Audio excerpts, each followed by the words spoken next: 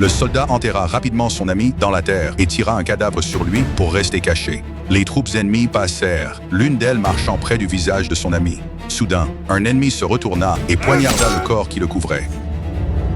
Dès que l'ennemi partit, il repoussa le corps et sortit son ami enterré. Au loin, il vit un autre soldat encore vivant et se précipita pour l'aider. Mais un ennemi l'aperçut. Il sauta dans un tunnel, mais une grenade fut lancée derrière lui. Heureusement, Ethan remarqua juste à temps et s'échappa. Dans les tunnels sombres, étroits et terrifiants, Ethan resta caché parmi les ennemis. Là, il trouva un soldat ennemi blessé. Mais au lieu de le tuer, Ethan soigna ses blessures. L'ennemi le regarda avec incrédulité. À la nuit tombée, Ethan quitta le tunnel et continua à chercher des soldats survivants. Même avec son corps faible, il continua à sortir des hommes gravement blessés de l'emprise de la mort, même des soldats ennemis. Les jambes d'Ethan commencèrent à trembler. Ses mains tremblaient, mais il ne s'arrêta pas. Son ami attendait toujours de l'aide. Les cordes rugueuses avaient gravement coupé ses mains, mais les hommes blessés continuaient à descendre la falaise, un par un. Personne ne pouvait comprendre d'où ils venaient.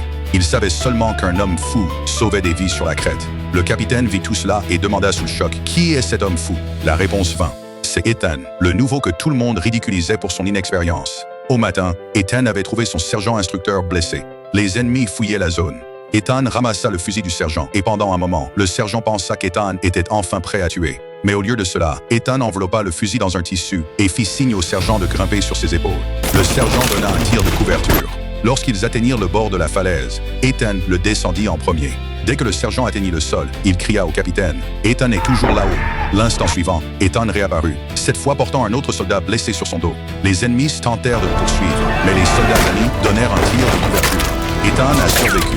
Quand il fut finalement sauvé, son esprit était toujours piégé sur le champ de bataille. Il ne pouvait même pas se tenir correctement. Le capitaine demanda doucement « Es-tu blessé ?» Les larmes remplirent les yeux d'Ethan. Il ne pouvait pas dire un mot. Ethan ne s'en rendait probablement même pas compte contre lui-même, mais cette nuit-là, il avait sauvé 76 vies à lui seul.